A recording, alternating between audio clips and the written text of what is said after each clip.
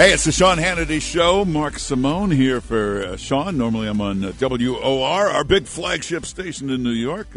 Great to be here today. We got one of our favorite guests, Ann Coulter, of course, the author of Adios, America. That's her latest book. 12 weeks, New York Times bestseller list. Donald Trump has held it up in rallies and told people to buy this book. Read this book. Now, you go to AnnCoulter.com. You can get her book there. New column comes out in just a little while. AnnCoulter.com. Ann Coulter, how you doing? Fantastic. How are you, Mark Simone? Very good. I was up late watching the Democrats that were sent to disrupt the Trump rally. These are representatives of Hillary and Bernie and Elizabeth Warren.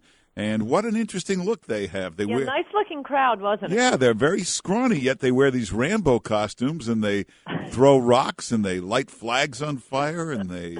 and fly a lot of Mexican flags. I did not see a lot of Anglos in the crowd.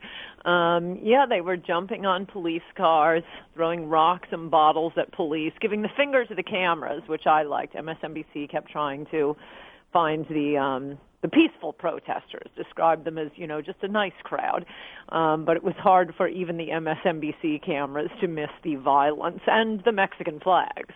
But for Hillary Clinton and the Sanders or whoever sends these people out and Soros who funds it, why would they think that if people see this, they'll say, wow, those Democrats, I'm going to join that group?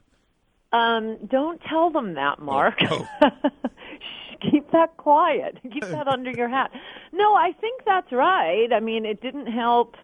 It hasn't helped repeatedly when you see these mass Latin American crowds engaging in politics Latin American style. We're used to seeing this enough from countries that are not our country. And, of course, people sit back and think, oh, well, that's our new country unless we elect Donald Trump.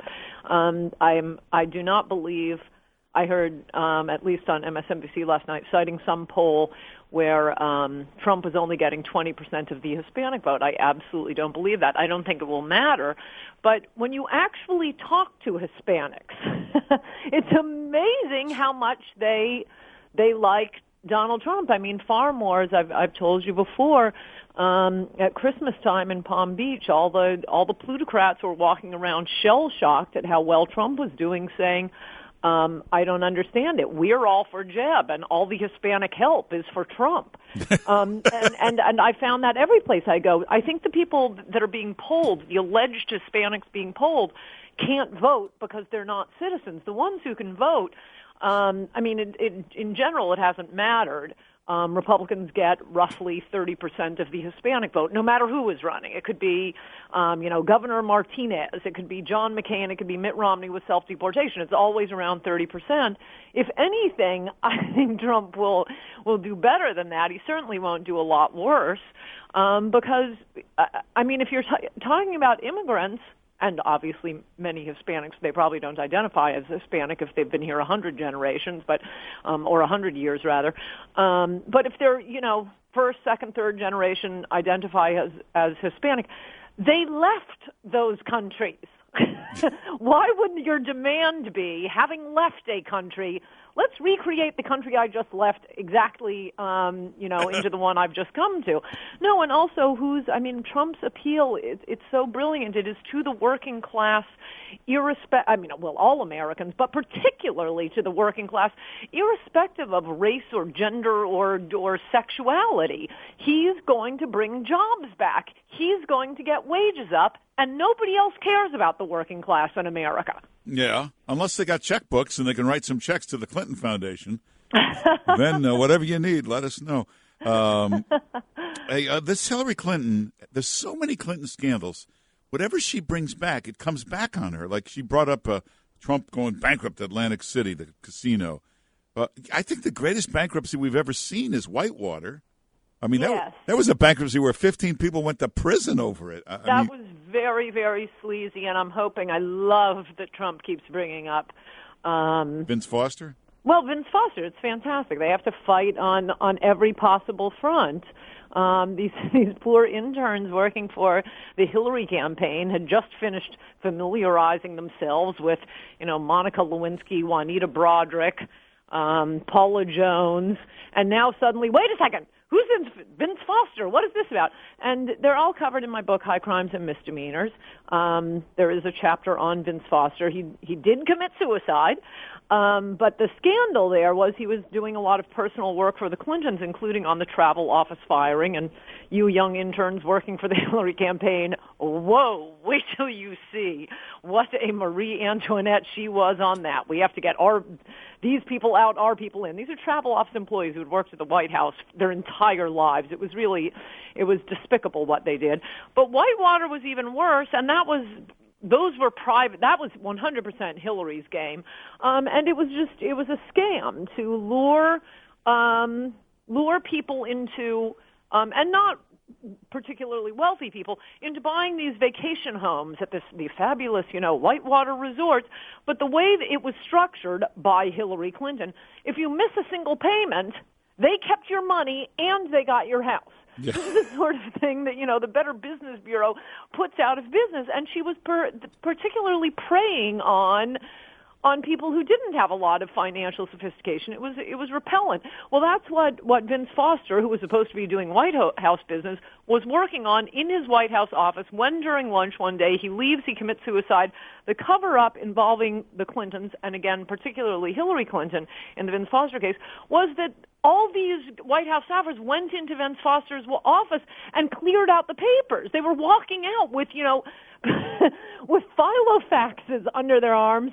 And you're not supposed to do that after someone, especially the White House, has committed suicide. You don't go fiddle around with the crime scene. They wouldn't let investigators in. Okay, well, they didn't murder Vince Foster, but he apparently was a good guy, but they dragged him into Filegate, Travelgate. He got involved with such sleaze and cover-ups of the Clintons that depressed him to the point where he committed suicide. And in defense of the Clintons, when he committed suicide, they had to scrub his office. They had to get the dirty stuff out of there, the evidence. I mean, what were we supposed to do, leave it there? Well, that is what the scandal is with Vince Foster. And it was just the Clintons' attitude is always that they're above the law. They don't have to pay attention to the rules and laws like the little people. I would argue, though, that Hillary Clinton is the greatest wife a man could have. Now, wait. Now, listen. You're a husband. You get caught with 12 women. You get caught with 11 rape allegations. What wife would say to you, don't worry, we're going to set up a war room. I'll hire an army of private detectives. I'll intimidate these women. I'll personally direct this war room. We'll terrorize them, and they'll never talk. What? You think Mrs. Cosby would do that for her husband? I think a woman planning on riding in her husband's wake to the presidency. Well, I don't know how many wives, if you came home and said, I did have a girlfriend. I do have a mistress. Elliot Spitzer would still be governor if he had a wife like that. Well, listen, God bless her for taking care of her. Hey, Donald Trump was saying today in a rally, he started saying this today. He said, I think Joe Biden will end up being the nominee. Wait, who said that? Donald Trump said in a rally today, I think they want to put in Joe Biden. Oh, my gosh, that's what my column is about. I'm about to post it. You have to read it. I just haven't thought of the title. That's why I've been sitting here for an hour. All right, well, go to AnnCoulter.com because he's now saying it. Listen, with this State Department Inspector General report coming out condemning her, the FBI investigation about to come to a head, with all this stuff, you got to think President Obama, whoever, the real power of the Democrat Party is thinking, we got to get her out of there and get somebody safe in. Well, I'll give you a little preview because in general, I haven't followed the legal details of the case, but I do know my liberals. And as a rule of thumb, Democrats do not indict Democrats. Look at Joe Lieberman took to the Senate floor to denounce Bill Clinton for his behavior with women and then ends up voting against his removal in the impeachment trial. They will not go.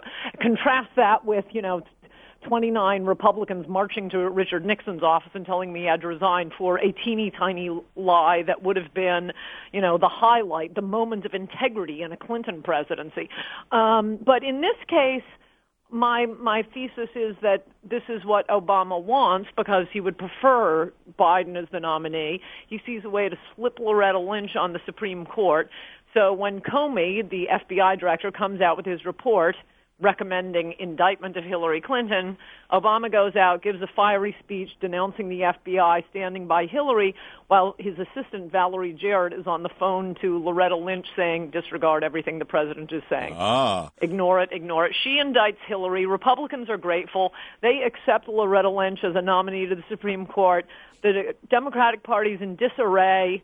Biden stands by, or Obama stands by Biden and announces the new Biden-Warren ticket. I think you're right, because look at the clues.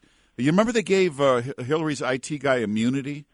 You know, the FBI can't give immunity. The Justice Department had to sign off on that. It's a crazy theory, but that's what slow weeks are for. Hey, but also this hacker, Guccifer, was extradited back here to be used for the trial. Didn't the Obama administration have to sign off on that extradition? I do think the one part of my theory that absolutely, or my fantasy baseball league here, that holds up absolutely, positively, is that Obama really, really hates Hillary. Yeah, and I just think, you'll read that State Department report. That's pretty condemning. You got 147 FBI agents over a year. They would have started to bring down the size of that investigation if they weren't on to something. No, it's going to be a fun year, and the funnest thing is if you can flash back. I'm wasting so much time writing this book right now because I keep reading through Nexus transcripts. And, oh, my gosh, it's so fun to read through what people were saying about this election for the past year. One big theme was, those Republicans are in trouble. They're going to have a contested convention. How does it work, a contested convention? What's going to happen? Who will be on which side? So, far earlier than anyone expected, except some of us, Trump wraps up the Republican nomination, and the Democrats are not even sure who the nominee is going to be at this point, and they all hate one another. Yeah, but I can still pick up a paper and it says Republicans divided. They're all together, and Hillary can't even get Al Gore's endorsement. I know. The only ones Trump is not getting the endorsement for. I mean, it's actually a fantastic test. It's like we have a secret spy glasses where we can see who are the patriotic Republicans we trust and which ones are conniving, duplicitous double-crossers. Suddenly, Trump is revealing them all. He is the Republican Party.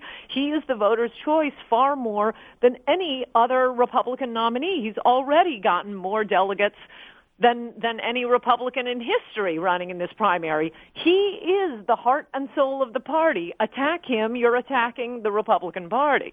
And he now has control of the convention. He'll decide who speaks, what happens at the convention. That is going to be one of the most watched events in history, that convention and that speech that night. The only thing that'll beat it will be the debate with Hillary.